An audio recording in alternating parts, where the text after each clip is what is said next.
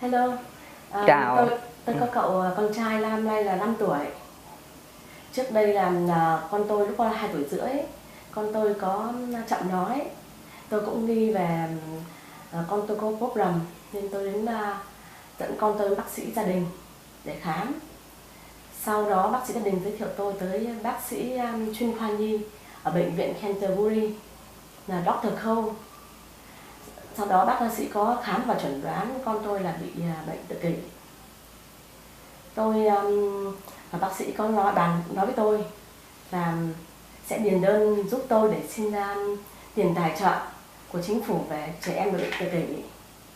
Và sau đó bác sĩ Cole cũng giới thiệu tôi tới Pathway để lại chơi nhóm play group thứ 7 hàng tuần. Hello, my son is 5 years old. When he was 2.5 years old, I noticed that he had a speech delay. So, the family took him to I took him to our family doctor, and he referred me to the pediatrician at Canterbury Hospital. The pediatrician diagnosed my son with autism, and he applied for the Helping Children with Autism funding, and he also recommended me to take my son to playgroups, and the organization called Plumtree. Và bác sĩ có giới thiệu tôi tới nhóm chơi thứ 7 hàng tuần ở playgroup. Đến đó tôi có gặp chị Isabel là nhân viên hỗ trợ gia đình, có giới thiệu tôi với các nhân viên khác ở đó và giới thiệu tôi gặp tổng giám đốc là Suvana ở Pathway. The pediatrician also recommended me to take my son to Plumtree, where they provide playgroups, and and I took my son to Saturday playgroup, and there I met Isabel, the Vietnamese family support worker, and she introduced me to other specialists and Silvana, the director. Tôi có dẫn con trai tôi lại thứ 7 chơi nhóm hàng tuần ở playgroup ở Pathway. Thì các chuyên gia, các nhân viên ở đó cũng đề nghị tôi là nên tìm cho con tôi một cái trường trai khe để cho con tôi có cơ hội phát triển, cơ hội giao tiếp cùng với các bạn cùng lứa tuổi, phát triển ngôn ngữ và có bao gồm trong cộng đồng. While taking my son to Plumtree, to Saturday playgroup at Plumtree, I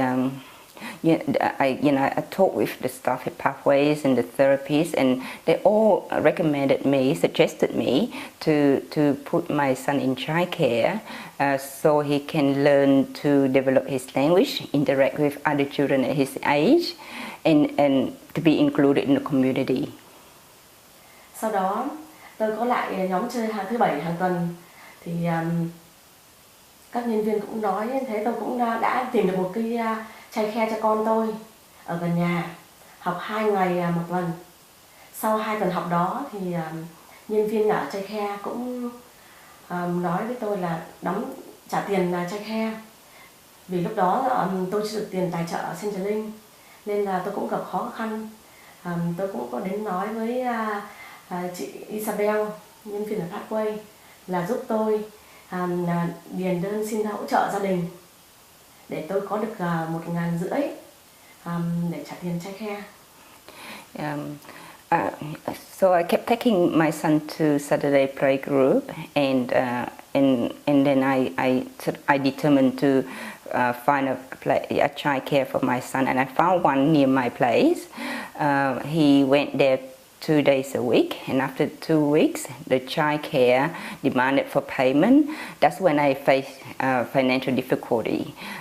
The government subsidized money hasn't gone through, and therefore we couldn't afford to pay child care for my son.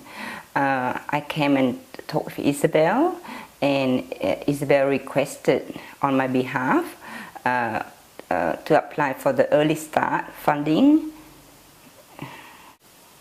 Trong cái tiền tài trợ Early Start Funding tôi con được 1.500 để trả tiền childcare cho con tôi và thêm tiền là counseling trợ giúp.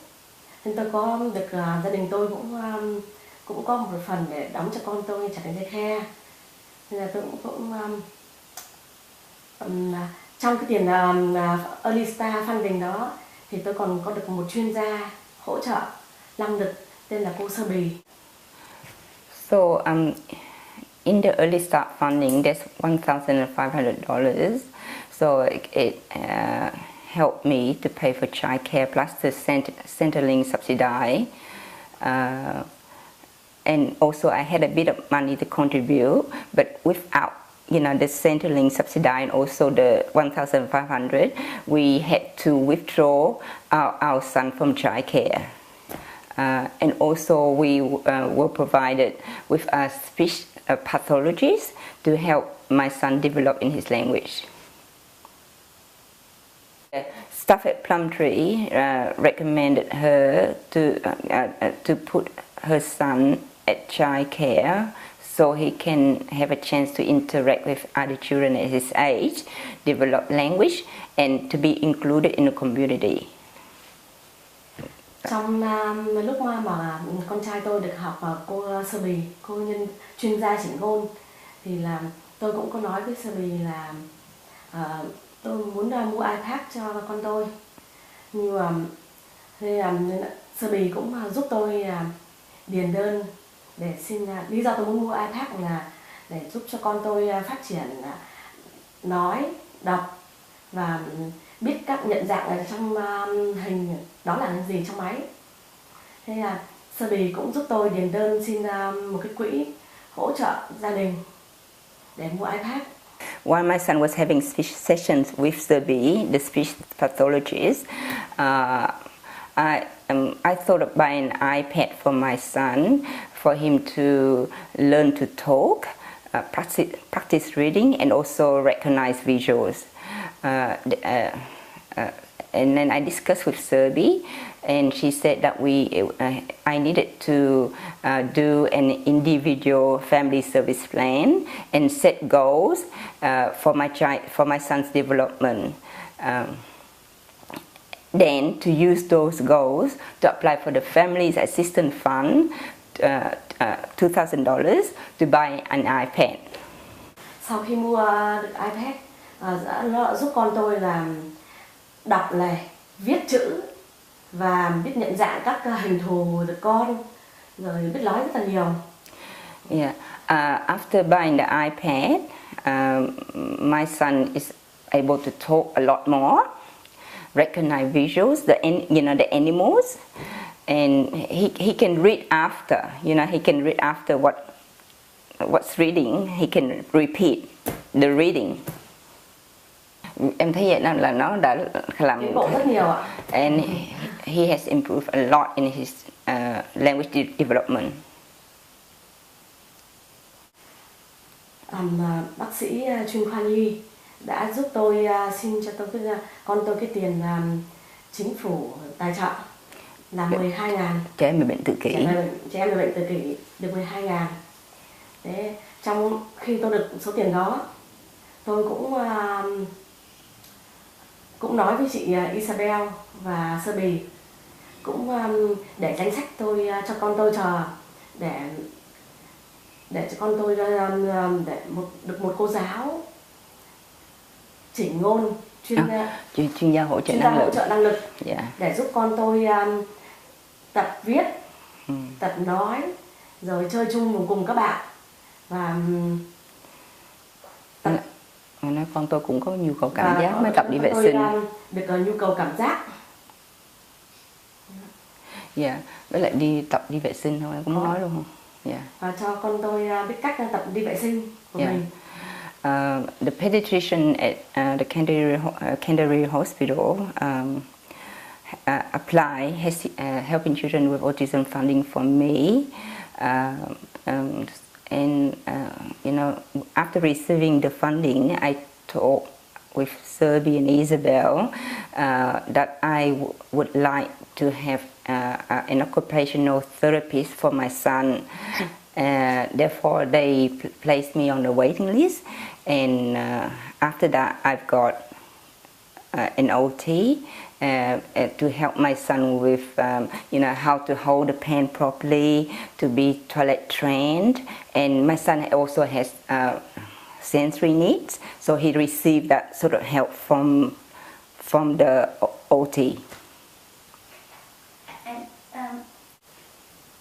Khi mà tôi đã được những cái tiền tài trợ đó thì tôi cảm giác rất là mừng vui vì tôi có số tiền đó để giúp cho con tôi tiến bộ trong mọi lĩnh vực bằng các bạn hơn lứa tuổi, nên tôi rất là mừng tôi đã có số tiền đó để tôi được sử dụng để cho con tôi học. When I received those fundings, I feel very happy because that's a chance for to pay for all the services and therapies for my son to develop better and to catch up with other typical kids at his age. And I'm very happy that I was able to use those fundings. She thinks it's great that she is able to make decisions. She's the one who decides what to use in the funding that she's received, and also most importantly, she has the control, the voice, and the choice. Em đề nghị là em đưa con đến bác sĩ chuyên khoa để khám, và lại em cũng giới thiệu tới nhóm chơi playgroup ở Pathway để được giao tiếp với các trẻ con cùng lứa tuổi. Yeah, so if I see another child in my son's case, I would suggest to the family to take their child to see a pediatrician to have an assessment, and after that to join play groups for the child to be able to interact with other children. Tôi cũng đã giới thiệu rất nhiều gia đình có trường hợp như con tôi để đến Pathway để được chơi nhóm, rồi ngoài ra đó tôi còn ở Pathway có những cuộc họp hội thảo về trẻ em về khuyết tật như NDIS, tôi cũng đều tham gia. Yeah. Giúp cho mọi người để biết thêm thông tin về trẻ con. Em nói với họ đó hả? Là yeah, I recommended many families to come here and also to attend the workshops like the NDIS coming to gain information, knowledge, and also share experience at the family group.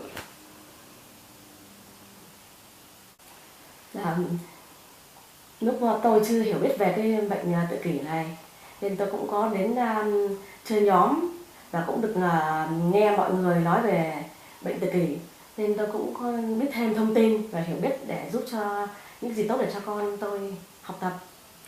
When I didn't know much about autism and when I was at group, I had a chance to listen to many families discussing and talking about autism, and I have learned so much. I have learned so much and gained info to support my child. Sau khi mà con tôi đã được những dịch vụ trên đã tài trợ, tôi cũng xin cảm ơn tới chính phủ đã tài trợ cho con tôi, và xin cảm ơn tất cả các chuyên gia, nhân viên và tổng giám đốc ở Pathway đã giúp con tôi, nên tôi cảm ơn rất nhiều.